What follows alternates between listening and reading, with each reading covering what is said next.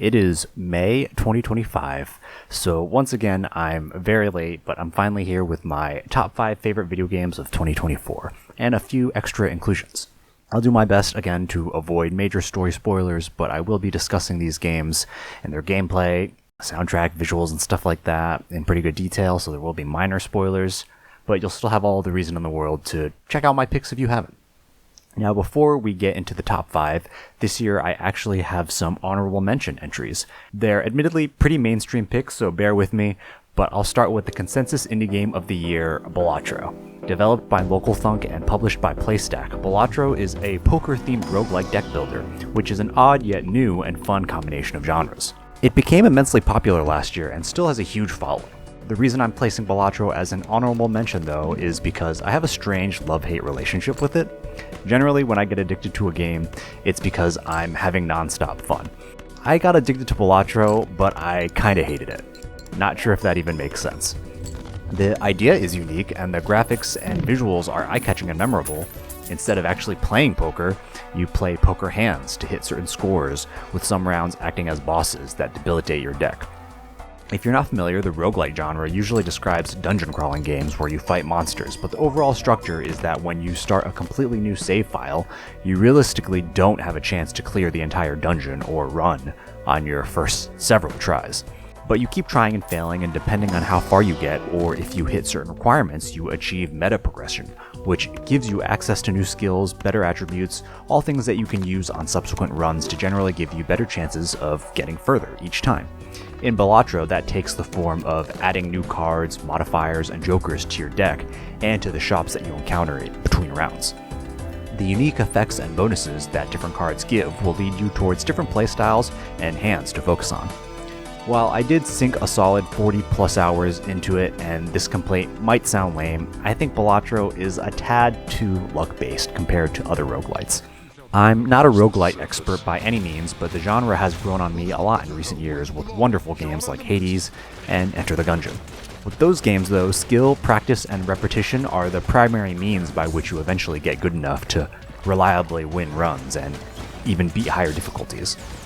With Balatro though, the emphasis is more on a relaxed gameplay style. I played on Steam, but it certainly also has mobile game energy.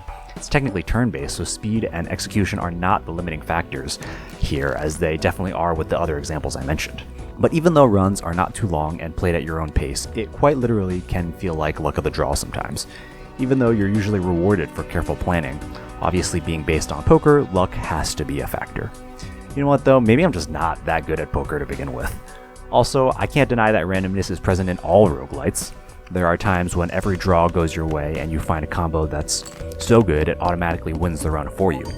And that feeling and its potential can make Balatro hard to put down, but I eventually just reached a point of being really over this game. The reception to Balatro has been massively positive though. It's definitely worth checking out, especially for only $15. Also, even if there's only a single music track, it somehow never got stale and I still love it.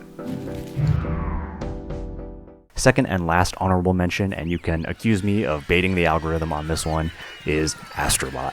Developed by Team Asobi and published by Sony. I don't have a PS5, but I played Astrobot once at a friend's place, and it was a lot of fun. I'm usually not a big platformer fan, but I had a really good time with this game and definitely see the hype.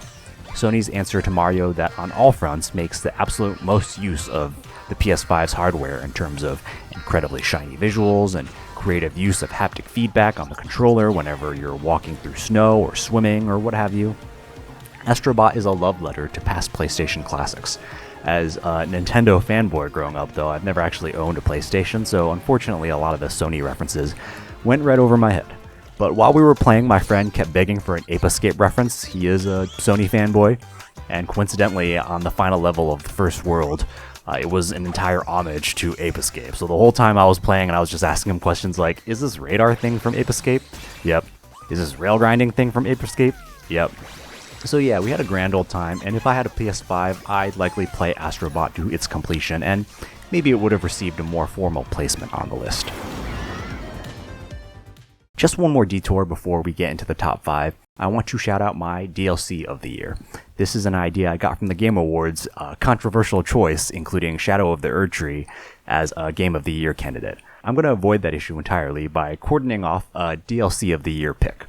and also use this as an excuse to highlight a game that is sneakily becoming one of my all-time favorites, Vampire Survivors. Probably already my all-time favorite indie game, Vampire Survivors is developed and published by Luca Galante, aka Poncle, and was first released on itch.io in 2021.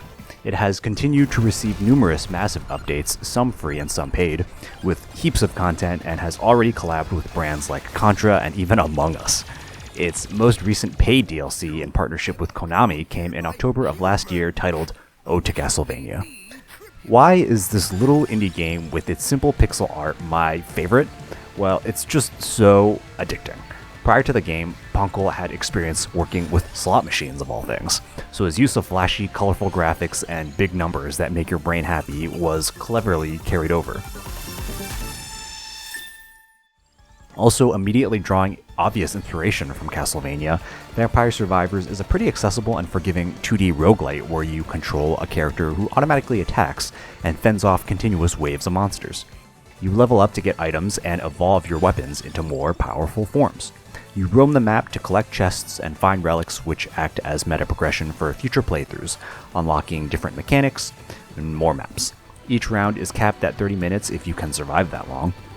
It's a perfect bite-sized session that leaves you wanting more. There's an enormous amount of stuff to unlock: weapons, passive items, modifier cards that buff your stats or give unique abilities, characters, maps, and upgrade points. Your first several playthroughs will definitely be a struggle to survive the full 30 minutes or even get close, but eventually, as you unlock more weapons and items, learn what synergizes well, learn how upgrades work, and how to optimize your builds, you can eventually become strong enough to mow down enemies with ease. You may even have the means to break the game and essentially become an all-destroying god that overwhelms the screen with effects and can only be stopped by Death himself. It's basically the opposite progression of bullet hell. You start each run as a tiny character ballet dodging and weaving in between monsters and projectiles until you eventually evolve enough weapons to eviscerate everything. The dopamine that gets released every time you hit that point never gets old. Alright, so you can see my settings here. Screen shake is turned off, but I guess I have so many items that the screen is just seizing uncontrollably. I'm trying to pick up this brown shelf looking item, the armadillo, and I can't. There's just no way. I can't control anything. Oh, there's a candy box now too. That's great. I hope I can actually pick it up. The game's formula is so great and affords endless replayability. And Ode to Castlevania just adds more of that. It actually adds an almost unbelievable amount of content. It effectively doubles the roster size, it adds a new biggest and most intricate map to the game with dozens of bosses at set locations and a fast travel mechanic, and the amount of love for the Castlevania franchise pours out the screen. There's an everyone is here vibe with the sheer number of characters included, with each character having their own unique song, and there's a countless number of fun references. The DLC is advertised as including about 20 characters, but in truth it's closer to 80. Ironically, the game developer with experience in the gambling industry has become highly beloved for under-promising and over-delivering. The base game itself only costs $5, and it's like another $13 to get all the DLC, and that's not accounting for frequent sales prices. Even as of writing the script, Poncle just surprise released yet another new DLC in collaboration with the Square Enix RPG series Saga, and it's completely free. Poncle is really one of the easiest developers to root for. It's been so fun playing Vampire Survivors since its release and seeing both it and its fanbase grow. What started as a silly parody game has become an experience that I cannot recommend enough. It's fantastic, you can sink hundreds of hours into it, and just value-wise, you're absolutely going to get a huge bang for your buck. Like, seriously, pause the video or podcast right now and just drop $5 to buy the game. It's a no-brainer. Alright, no more extras. Let's get into the actual top 5 now and start it off with The Thaumaturge. Developed by Fool's Theory and published by 11-Bit Studios. A half-detective, half-turn-based RPG in a unique historical fiction setting with supernatural elements.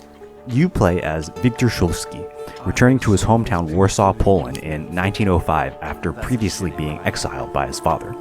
Wiktor is hoping to uncover the strange circumstances surrounding that same father's sudden and seemingly accidental death. In the process, he reconnects with his sister Ligia and his childhood friend Aberici. You even start what is essentially a working relationship with Grigory Rasputin, the real-life historical figure who was born a peasant and used his mysticism to gain considerable influence in the late stages of the Russian Empire. This is all real. In this alternate universe of sorts, Viktor is a thaumaturge, a kind of occult magician. He can use his powers to influence people's thoughts, and he also sees and can control ghastly beings called salutors, who aid him in combat but also haunt him with mental deficiencies or flaws. Salutors also haunt afflicted individuals throughout the world, and depending on how you choose to play, Viktor may have a bit of an obsession with commanding as many salutors as possible. There are several missions where you hunt and catch wild salutors, so the game kind of becomes a weird and dark version of Pokemon of all things. Viktor's abilities allow him to detect and trace the presence of salutors, so much of the game entails exploring different neighborhoods of Warsaw. Quests are framed like detective investigations, but the game does falter a bit as it holds your hand too much, and you mostly end up following markers and clicking highlighted objects. It just takes a bit of following instructions to solve most mysteries. At least it's a straightforward game to 100%, and for variety's sake, many of the quest lines have more than one way to end, depending on choices you make.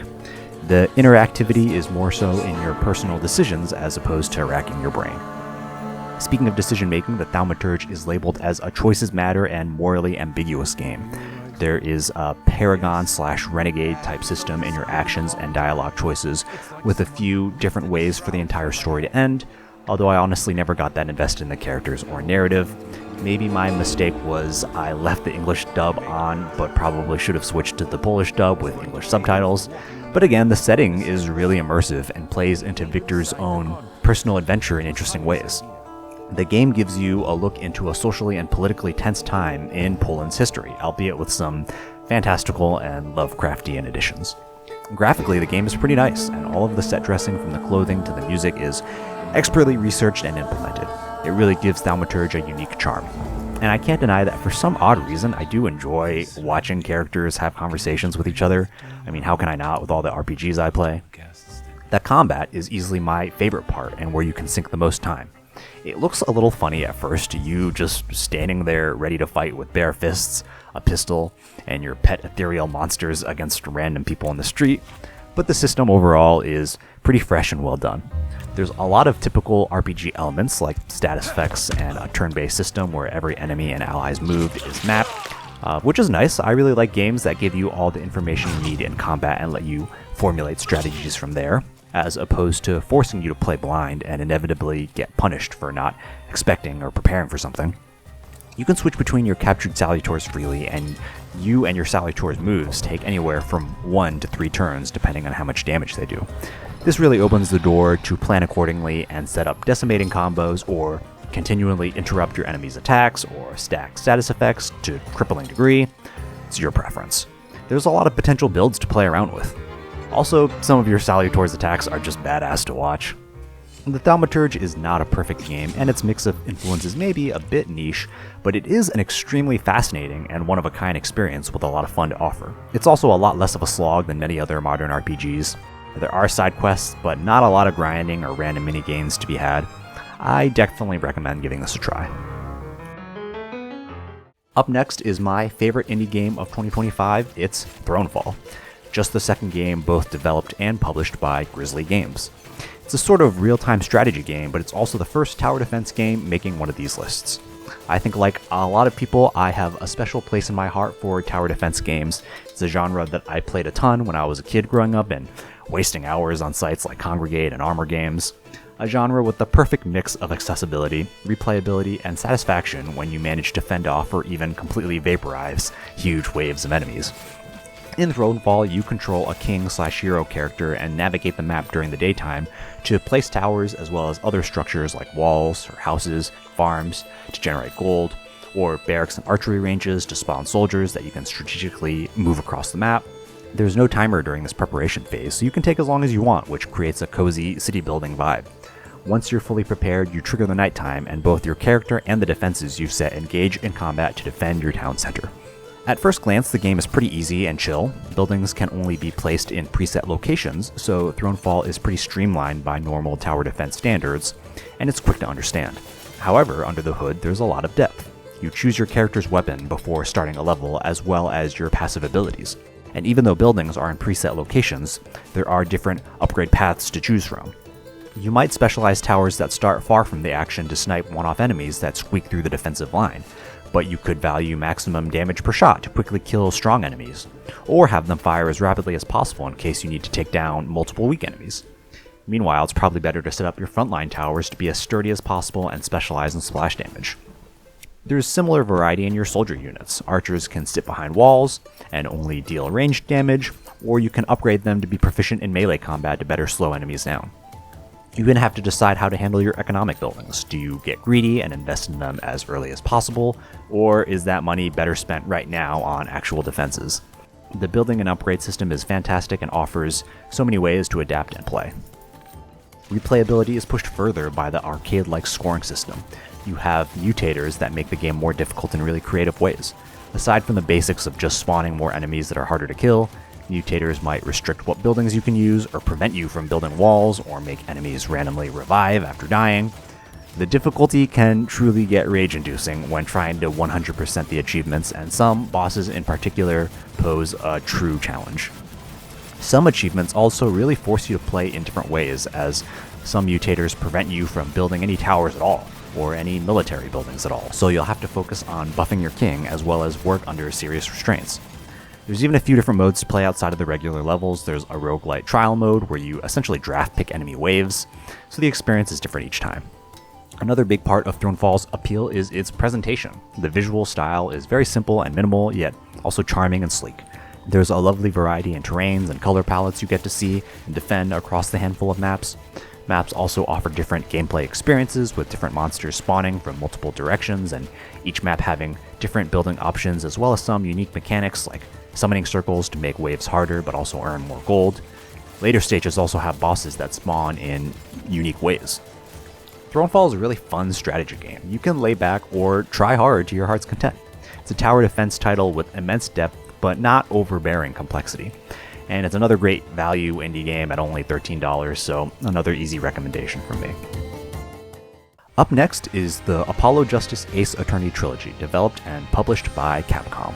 I mean, you guys already know I love RPGs, games with ample dialogue and story, so it only makes sense that I'd also enjoy the heavily dialogue-driven Ace Attorney series. This is a remastered collection of the 4th, 5th, and 6th mainline entries in the iconic Ace Attorney series, which originally came out from 2007 to 2016. This is actually my second exposure to Ace Attorney. My first just happened to be in the previous year when I played the Phoenix Wright trilogy, another remastered collection released in 2014 covering the first 3 games. And just for reference, the very first game in the series, titled Phoenix Wright Ace Attorney, came out in 2001. So some of these games are starting to get up there in age. Props to Capcom for both of these remastered trilogies, as they are extremely well done and bring these classics to new audiences with easy access. I knew about the beloved status of Ace Attorney, but I didn't really know why or what exactly I was getting into. Thankfully, I was thoroughly impressed. These games are endearing, silly, and surprisingly smart. Many characters you encounter are quite nuanced, and while there's a lot of fun, bizarre zaniness to be had from channeling the spirits of the dead or defending a circus orca in court, every court case centers on a murder. You'll need to defend your client against serious accusations and eventually uncover the motivation and unfortunate circumstances around the crime. The franchise also touches on the philosophy of being a defense attorney or a prosecutor. Both sides ultimately want criminals to answer for their crimes, but the path to finding the truth is not always straight and sometimes requires collaboration. Some pretty heady stuff gets covered. The music of Ace Attorney is also undeniably great. There's plenty of tracks that I revisit regularly, so the series, basically all this is to say, it's been fresh on my mind, and the Apollo Justice trilogy introduces a bunch of new characters while simultaneously reuniting you with fan favorites. If you haven't played the Ace Attorney games, you should know that they're a part of the visual novel genre of games, which is to say that they contain a lot, and I mean a lot, of dialogue. It's sort of like an animated comic book. I would roughly guess that more than 50% of the time spent playing is literally just reading and watching the story progress. For some people that might sound really boring, but I guess these days I personally like to balance out try-hard games with passive, easygoing games. Both trilogies are very beefy too, with the original trilogy taking me around 60 hours to finish, and this Apollo Justice trilogy taking 100 hours. you play as one of several defense attorneys, Apollo Justice, Phoenix Wright, or Athena Sykes. When you're not just reading, the gameplay is split into two parts. One is like a detective puzzle and even adventure game where you investigate crime scenes, collect evidence, question clients, witnesses, and generally meet all sorts of cartoony personalities. The second very recognizable and often memed part of gameplay is the courtroom battles. As a defense attorney, it's your goal to have your client absolved of guilt, so you cross-examine witnesses and use logic and evidence to point out inconsistencies or even lies in testimonies. This part of gameplay also features pretty involved puzzle solving as you sort through your sometimes overwhelming stack of evidence, examining each item closely to pinpoint the exact contradiction in a witness's testimony, whether that's a conflict with the autopsy report or you might even have to point out a specific part of a crime scene photo that doesn't match a witness's claim. Just like any good murder mystery, it's fun to put the pieces together and have satisfying revelations about how a murder truly unfolded. It's also a great feeling being able to sometimes solve a murder before the game has even revealed everything.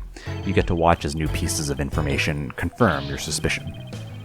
The Ace Attorney game features some fantasy elements. For example, Apollo has an ultra-sensitive ability to perceive when someone is lying. Like spotting a poker tell, you'll have to zoom in and closely observe and identify a witness's nervous tic that only appears when they lie. They might fiddle with their clothing or strain their hand for just a brief moment.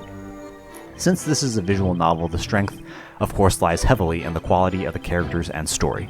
Each Ace Attorney game is split into episodes covering different trials and clients. While some trials are truly standalone and just act as fun detours, each game builds up towards some climactic resolution that ties all of the different trials together. With the original Ace Attorney trilogy, there was more of an overarching narrative that connected all three games together, which made for an extremely satisfying climax. This time around, it's more like three games with three separate plot lines, although generally they cover the story of Apollo Justice and his relationship with Phoenix Wright. Of note visually is the change from the fourth to the fifth game going from 2D to 3D graphics. Honestly, at first the change irked me a bit, just because the 2D graphics are so fun and iconic. However, after a bit of getting used to them, I finally agreed with the majority of fans in that the 3D graphics are an upgrade. Mainly, they allow for characters to literally be more animated, and that just makes their expressiveness and personality pop off the screen. After all, over-the-top characters are one of Ace Attorney's greatest strengths.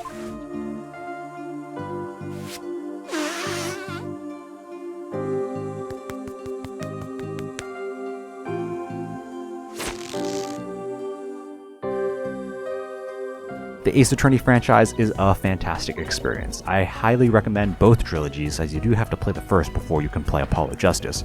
But if you're in the mood for a more casual, story-driven game, then you'll have a great time. These games are a genuine delight. My penultimate game of the year is Persona 3 Reload, developed by Atlus and published by Sega. It's a full remake of Persona 3 originally released in 2006.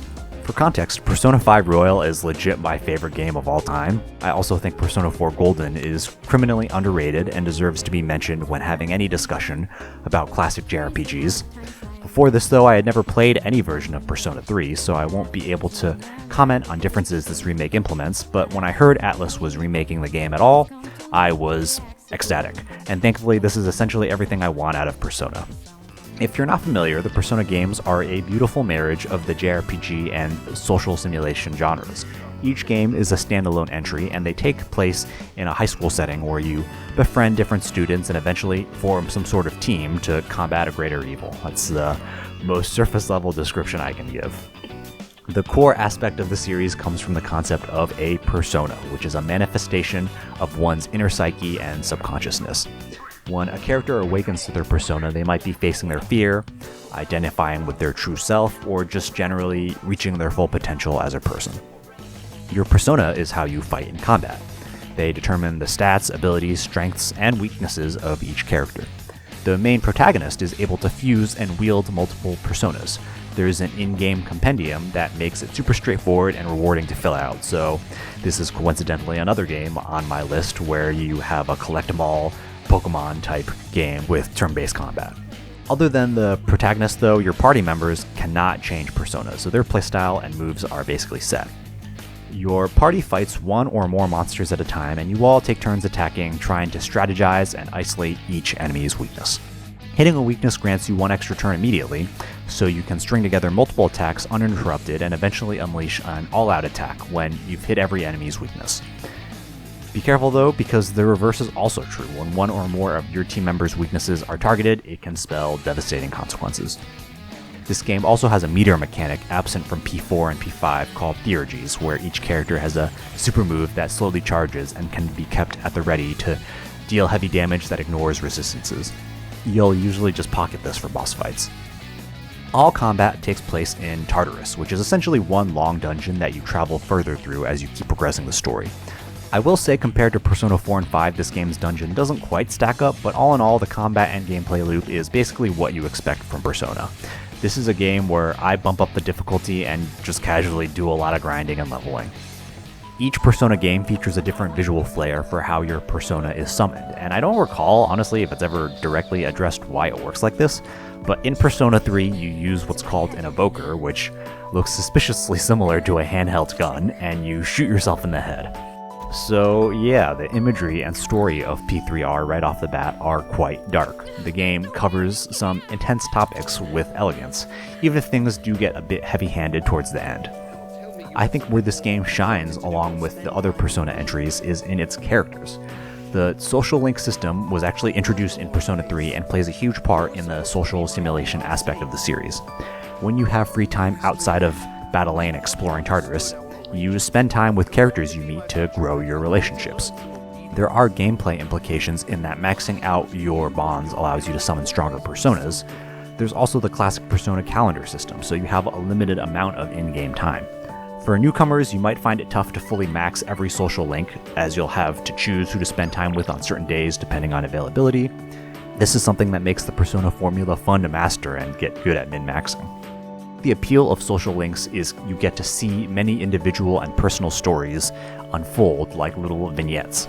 The stakes are perhaps a bit higher than a normal slice of life story, but ultimately because it's a school setting, most of the connections you make are with students and all sorts of just regular people dealing with normal, everyday struggles. In Persona 3 Reload, you befriend an elderly couple who runs a bookstore and are mourning the passing of their son. You befriend a young girl at the park whose parents are getting a divorce. And maybe the best social link out of any Persona game, you befriend a high school age boy stricken with a terminal illness. His view on the remainder of his life is initially bleak, but in his time with the main character, he manages to write a heartbreaking, beautiful short story that actually made me cry. For me, it's the small moments like this as opposed to the actual overarching narrative that most effectively convey the message of P3R. Life is fraught with beauty and struggle, but it's our connections with others, no matter how fleeting or painful, that give meaning to life. If I played this game at a younger age or at a different time in my life, I could see it having a huge impact on my worldview. Another common strength of Persona games is their talented voice cast, and that's no different here. The voice actors do a phenomenal job bringing these lovable characters to life and conveying the heavy emotion of their stories.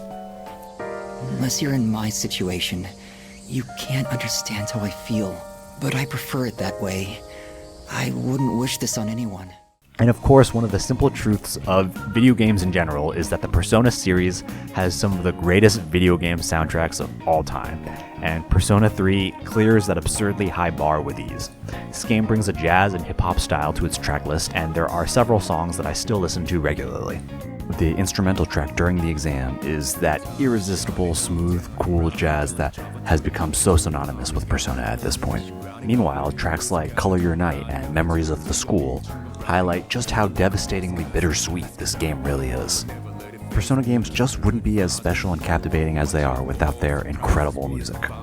Persona 3 Reload is a faithful and loving remake. If you're new to the Persona series, then this is a great place to start, although you really can't go wrong with any of the 3 most recent entries. They're all spectacular, impactful JRPGs that will continue to stand the test of time.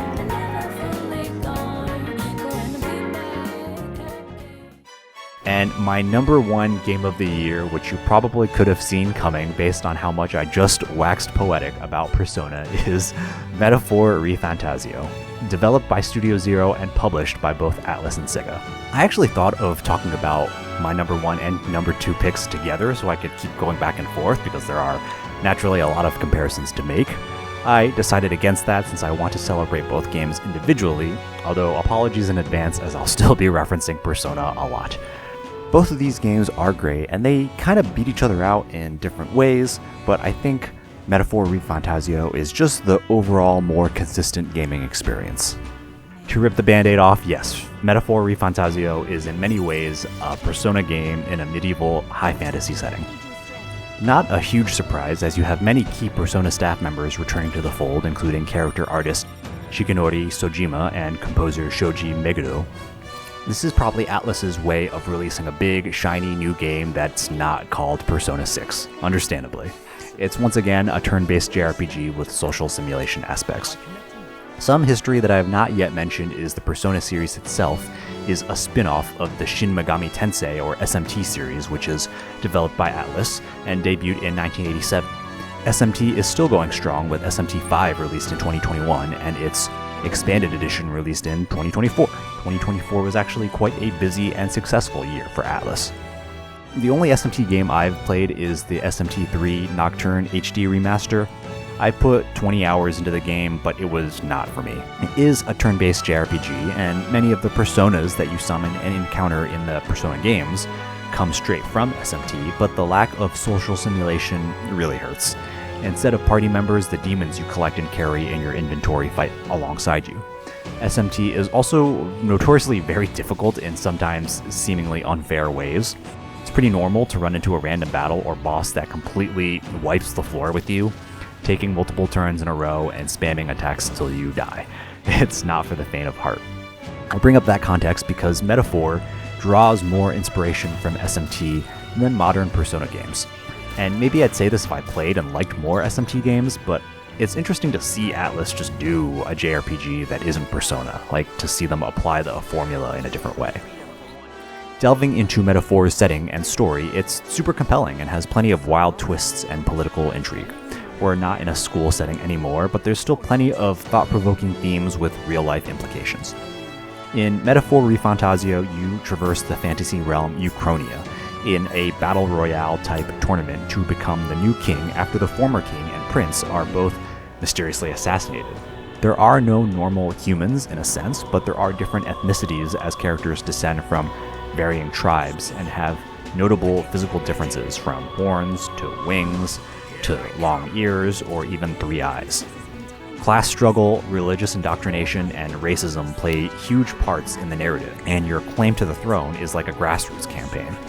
Planning ahead though, the previous king cast a spell ensuring that literally any candidate can take the throne so long as they capture the confidence and hearts of the most people.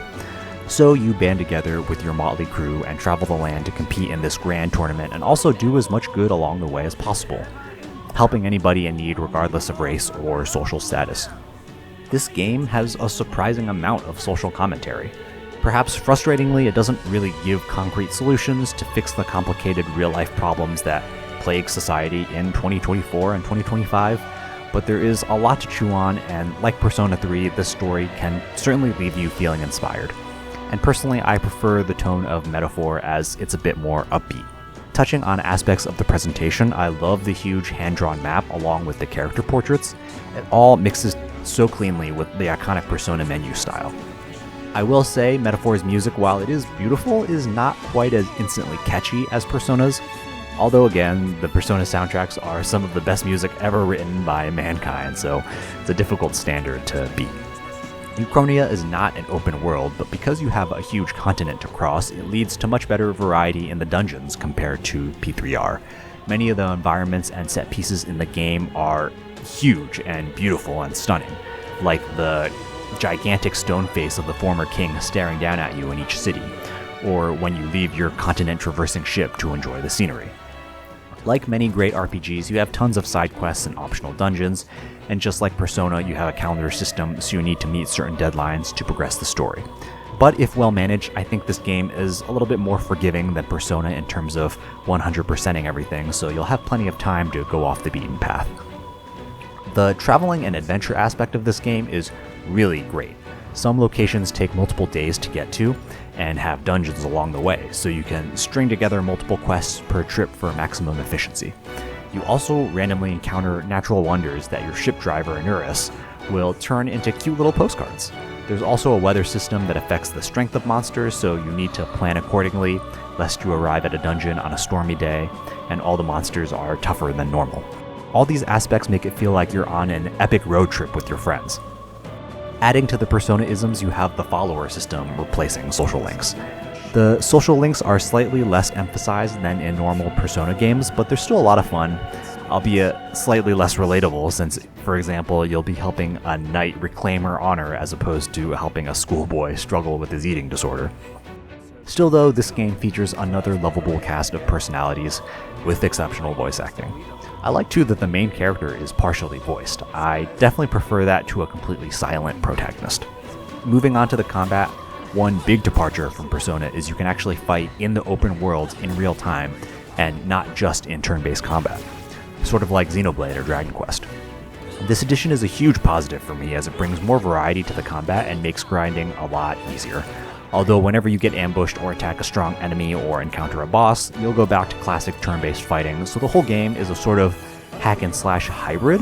It's really fresh and ups the pace from the usual slow turn-based system. Customizing your party and loadout is different too. Like Persona, you encounter characters and help them overcome their struggles and insecurities, but instead of summoning a persona, you summon an archetype, which acts as the game's class/job system. I think it's very well done. A class system was actually one of the core JRPG elements that had been missing from Persona. With it added, the floodgates are wide open. You can finally customize each team member and your party's overall composition to your heart's content. Since all party members can assume all archetypes, you're highly encouraged to form as many bonds as possible, playing into the social sim aspect.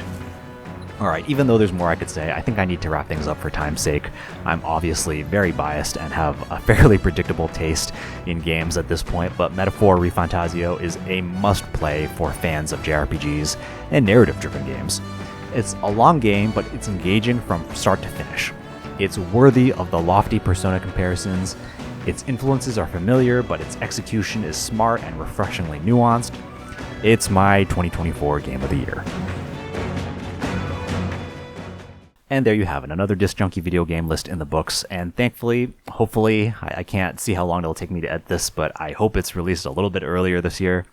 No physical copies to show off this year, unfortunately. I, for whatever reason, just didn't touch my Switch for like an entire year, but I think that will change when my 2025 list drops. Anyway, I hope you enjoyed. Thanks for watching or listening. Please leave a like and subscribe if you're so inclined, and feel free to tell me to stop only playing RPGs or let me know if I snubbed any of your favorite games. Also, stay tuned as I'll be talking about my favorite movies from 2024 soon too. Yep, this channel is just going full nerd and full listicle. But anyways, thanks, and I hope you have a good rest of your day.